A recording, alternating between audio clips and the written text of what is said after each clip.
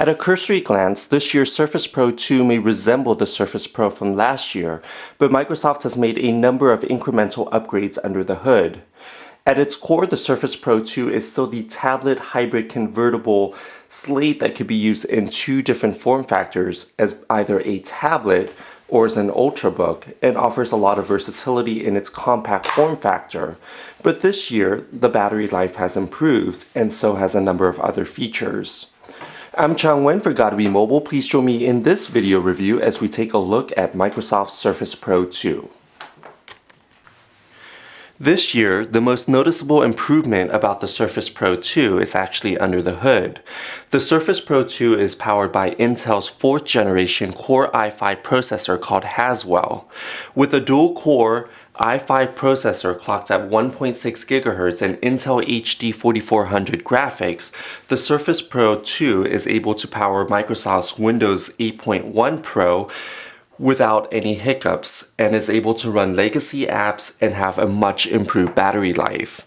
In fact, the battery life improvement is nearly double of last year's model. Whereas the Surface Pro barely cracked 3 hours on a single charge, the Surface Pro 2 is able to power on for between 6 to 8 hours on a single charge to its internal battery, which is non-user replaceable. As far as design goes, the Surface Pro 2 and the Surface Pro look nearly identical on the surface.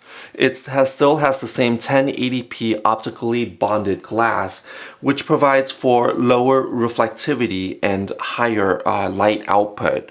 This year, Microsoft says that the glass is even better, with the LCD panel being a 10.6-inch display that renders colors more accurately and has a better color gamut. As far as the tablet goes, the most noticeable hardware enhancements to the Surface Pro 2 lies on its rear. With the kickstand on the back, this year Microsoft has created a dual-stage kickstand, and while the kickstand may look similar to last year's model, it only has one notch on the left-hand side of the tablet when looking at it from the front to remove the kickstand. So the kickstand operates in two different positions. It operates in the standard position, which we found on last year's model, which provides a more vertical view when you're placing it on a low surface. However, the kickstand can even recline further to a secondary position, and with the secondary position, it offers a more reclined view, so it offers a better computing experience when placing the Surface Pro 2 on a low surface, such as a lower tabletop. Additionally, as the tablet reclines further with the secondary notch on the kickstand, what you'll notice is that when you're using the tablet on your lap, the center of gravity of the tablet is lower, which provides for a more stable and balanced computing experience, especially when you're using the Microsoft Surface Pro 2 with any one of the new Type Cover 2 or Touch Cover 2. I have the Type Cover 2 here in front of me. So when you're using it in Ultrabook or laptop mode on your lap, the Surface Pro 2 will have a much better center of balance. In terms of the hallmark features of the Surface line of computing, which is the kickstand and the magnetic docking accessories, what you'll find is that the kickstand still offers a reassuring and sturdy experience.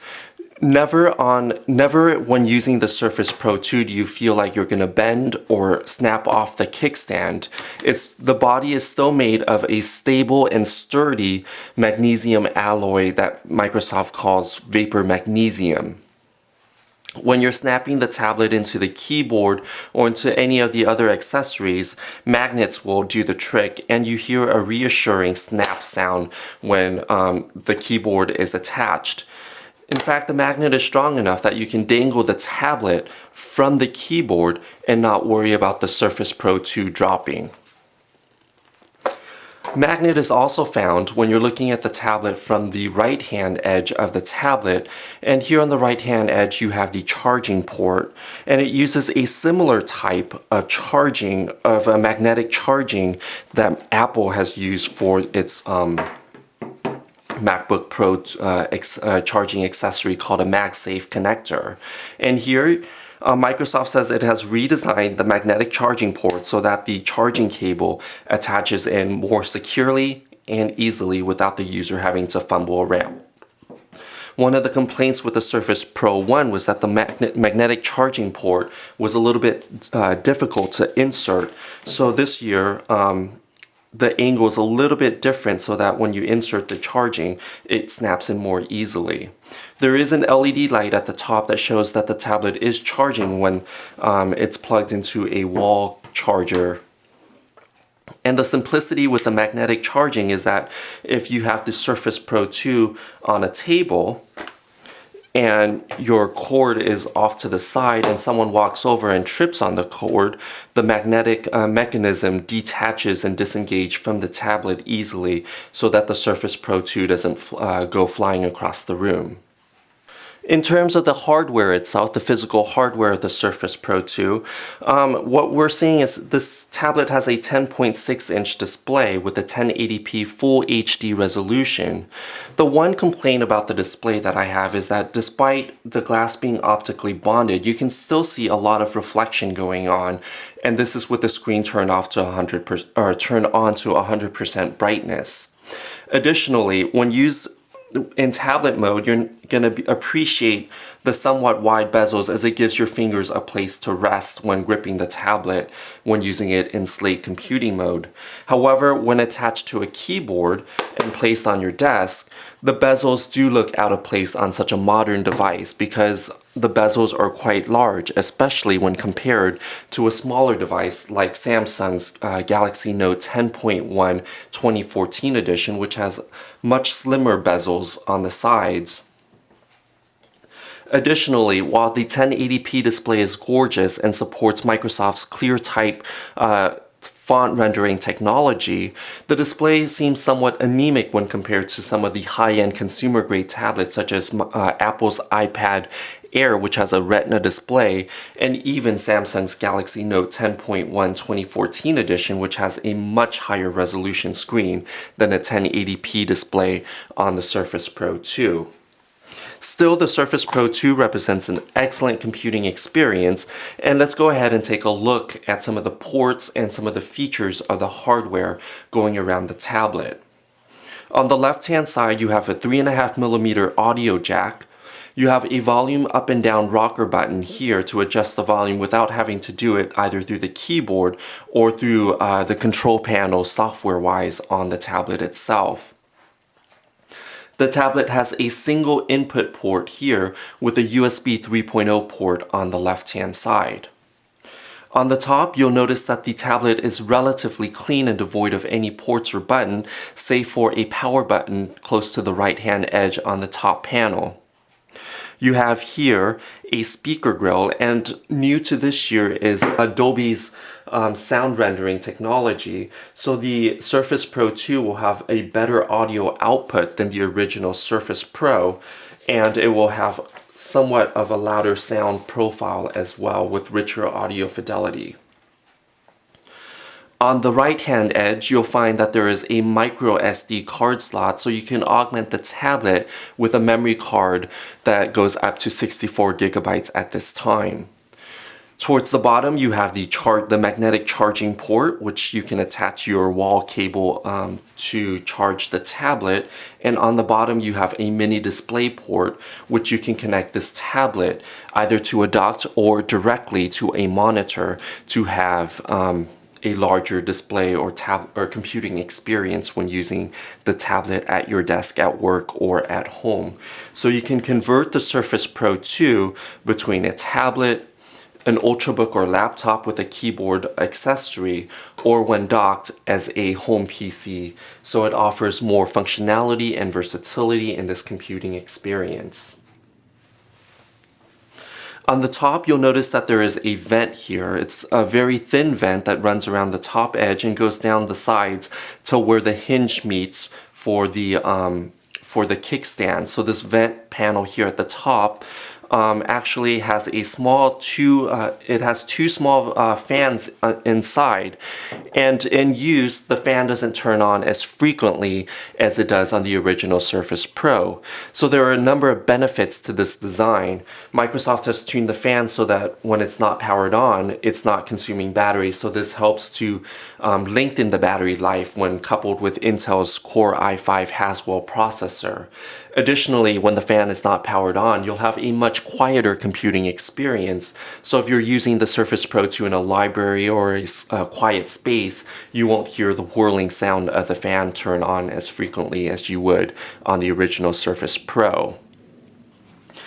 And while the fan doesn't turn on, the Surface Pro actually does get warm but not uncomfortably hot. And you'll feel much of the warmth towards the center of the tablet, so even when you're gripping the tablet from the sides or the edges, you're not going to feel the heat coming out, and it's not going to be too uncomfortable.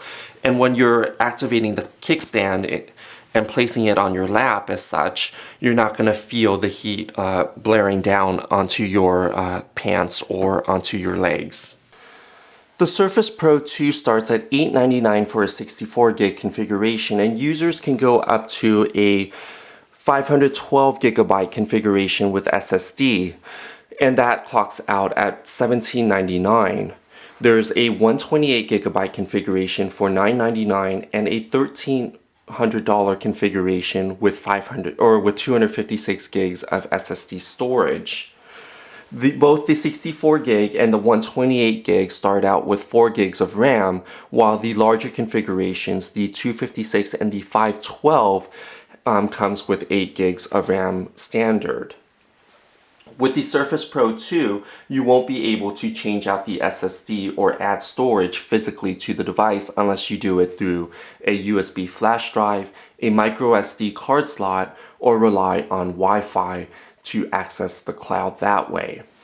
With the Surface computing experience, you'll likely want to choose or start out your experience with either a 128, 256, or 512 gigabyte model. I would recommend skipping the 64 gig Surface Pro 2, as Microsoft's Windows 8.1 installation does take up quite a bit of storage on the device out of the box, so you won't be left with much storage on the device. And given the versatility of the Surface Pro 2 and using it as either a tablet, as your Ultrabook, or even as a full-fledged PC on your desk at home, having the most storage available will actually be useful in the long run. So I would opt for either the 128 or 256 gig if you're in a crunch for money, and if you have a little bit extra disposable income, going with the 256 gigabyte or the 512 gigabyte model might be the best outcome if you're looking at keeping the Surface Pro 2 for a number of years to come.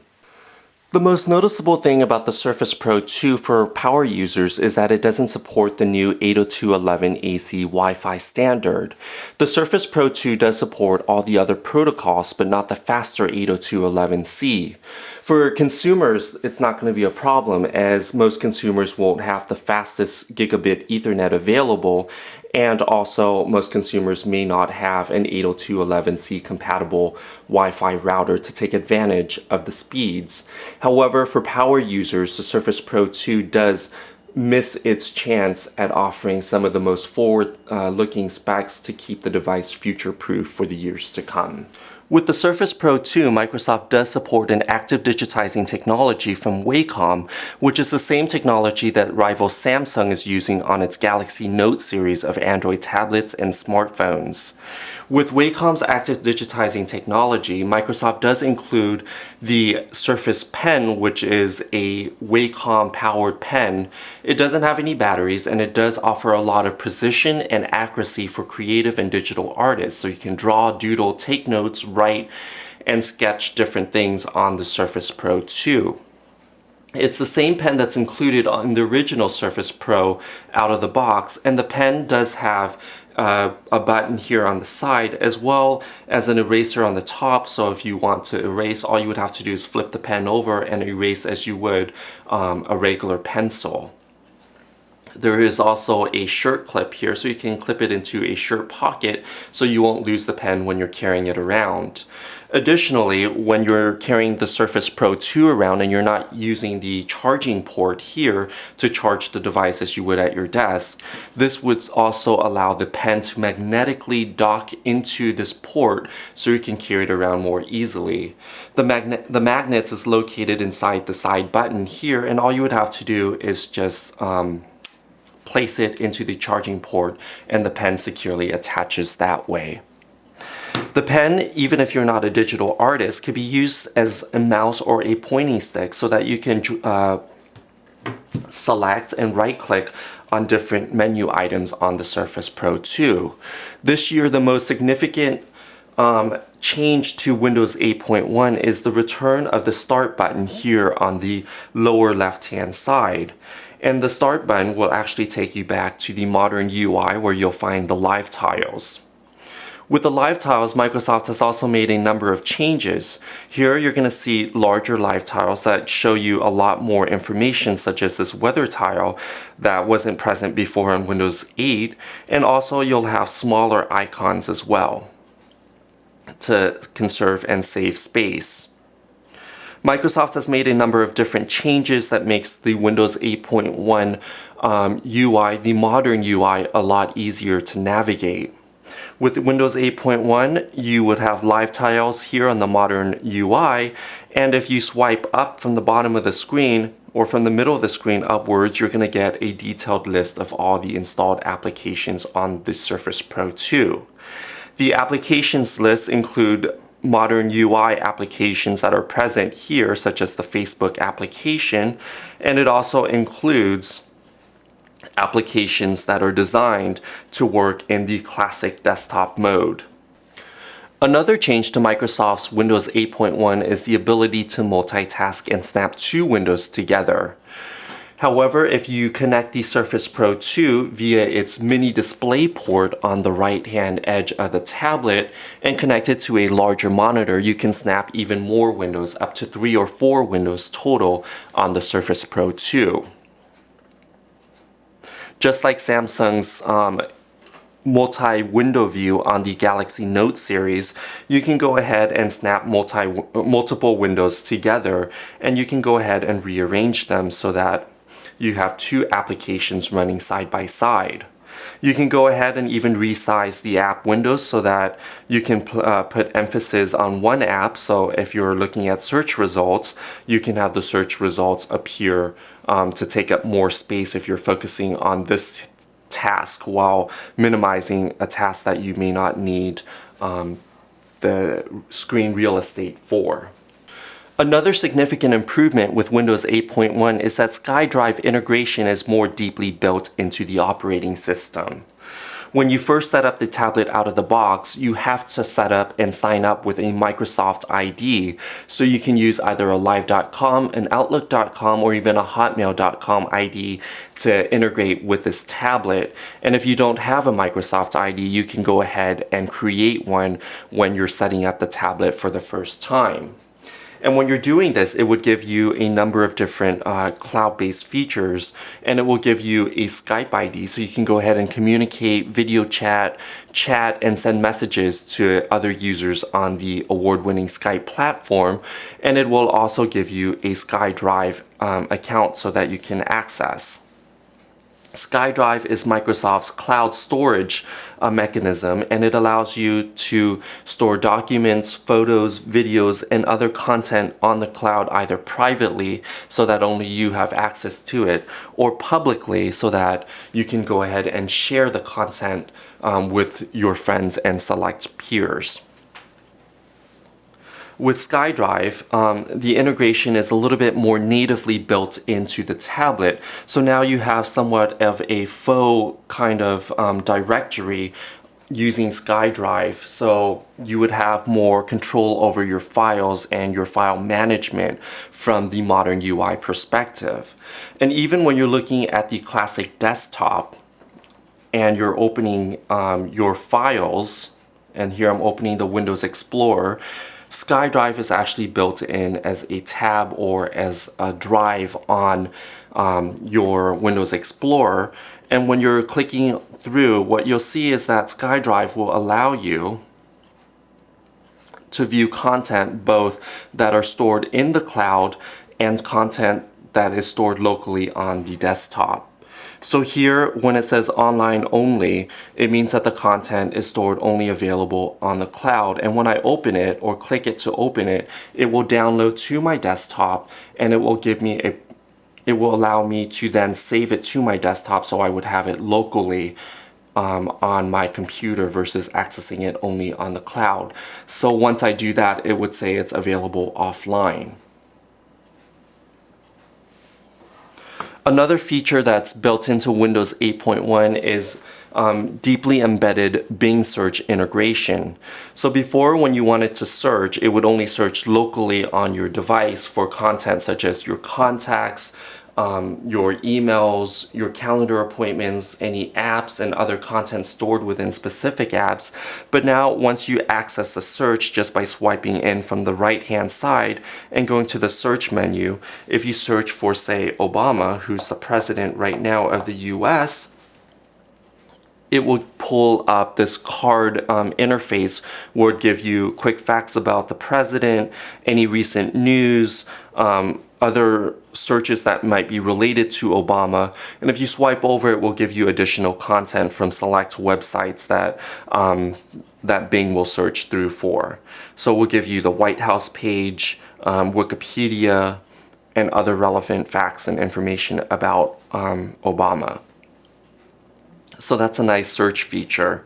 And of course, you can also search different apps as well. So if I wanted to search Facebook, the integrated search would show me that there's a Facebook app, and it would allow me also to search on the internet and other pages that might be relevant to me.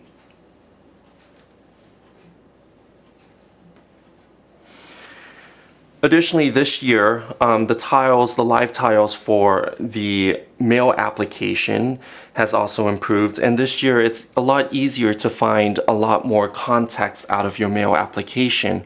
On the bottom, there's 3 dots that show that there are additional menu options for the mail. And once you open it up, you would get additional settings for your mail. In terms of your contacts, if you're going into the People Hub or the Contact Hub, it will give you a lot more cloud integration. This year, Microsoft has also included and baked in Google Sync technology to allow you to sync your calendars and your contacts from the Google Cloud, as well as contacts from Facebook, LinkedIn, Twitter, and your Microsoft accounts. It would also give you a quick snippet on what's new. It will show you what you've posted, any relevant pictures.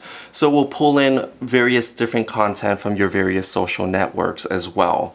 So what's new gives you, similar to what's on Windows Phone, a quick preview of all the new content that's posted from your linked Facebook, Twitter, and LinkedIn accounts. And you can navigate through it in a very modern and flat card-like interface. So these are just some of the changes that are present with Windows 8.1. As far as using the Microsoft Surface Pro 2, what you'll notice here is that the cameras, there will be 2 cameras that will be integrated with your Skype experience, and those are 720p cameras. Those have remained unchanged from the original Surface Pro, which means your picture and video quality is going to remain somewhat mediocre, and you should probably not rely on these cameras to take your award-winning photographs, and rather rely on a smartphone or a dedicated camera experience instead. And speaking of the keyboard accessory on the Surface Pro 2, the new Touch and Type Cover 2 keyboards offer a new feature with backlighting. It's a variable backlighting, so you can adjust the brightness of the backlight. And the backlight is subtle but powerful enough that you can see and still view the keys normally while typing and using the Surface Pro 2 in the dark. With the Type Cover 2 here that I have, what you'll notice is that it does have physical keys, and the keys are actually pretty shallow to accommodate the thinness of the cover itself. However, the keys are still satisfying to type on and offers a pretty accurate and comfortable typing experience when using the Surface Pro 2 and the new Type Cover 2. What's different this year with the type cover is that the armrest portion of the keyboard cover itself is made out of a felt-like material, so it's no longer a glossy plastic, and this also extends into the Surface Pro 2's Type 2 covers trackpad. So it offers a little bit more grip and tactile control on the trackpad. The trackpad itself is small and there are no physical buttons for the left click and the right click, although Microsoft does designate areas here so you know where to click if you want a right click or a left click on the small size trackpad. With the touch cover too, which I do not have, it's the same non-tactile experience. So it's similar, so it's a flat cover with flat keys that doesn't move, so so the touch cover too doesn't have physical keys itself, and it's actually very similar to typing on a glass screen as you would on typing on the keyboard on the Surface Pro 2 itself. With that cover, Microsoft also included backlighting and a lot more sensors. So the company says that the touch cover 2 is even more accurate than the touch cover that it replaces. There will be also a number of other accessories, including a docking station so that you can dock the tablet when you're at home on your desk, and also a type keyboard cover with an integrated battery to give you even extended battery performance on a single charge when you're away from your desk and away from a wall charger. The main difference between the Microsoft Surface Pro 2 versus just the regular Surface 2, which runs on Windows RT, is that the Surface Pro 2 actually can run legacy applications on the desktop mode. So if you have Adobe's Creative Suite, if you have Microsoft Office and you want to run it, the Surface Pro 2 can run all those applications and any applications that were designed for Windows 7 and earlier in this classic desktop mode. And in the classic desktop, you're going to see smaller menu items and controls that aren't very touch friendly, versus the modern UI, which is what the Surface 2 operates entirely on, is very touch friendly with large buttons and large menus so you can easily tap, whereas on the classic desktop, which is the environment that the Surface Pro 2 users will likely want to have, is not very touch friendly because it's very similar to Windows 7. And with the return of the start button here, if you long press or right click on the start button, you're going to get a list of menu items that you can change with the Surface Pro 2. So that's new with Windows 8.1 as well. So given the power, the flexibility, and versatility of Windows 8.1 and the improvements that Microsoft has made in terms of the hardware features with the Surface Pro 2, this tablet continues to be one of the most versatile and flexible computing experiences on the market today that's equally as powerful as it is power efficient with Intel's new car architecture technology. I'm Chang Nguyen for Gotta Be Mobile. Please join us on gottabemobile.com for the complete written review of the Microsoft Surface Pro 2 as well as the Surface 2. Thanks for watching and join us in the next video review to come.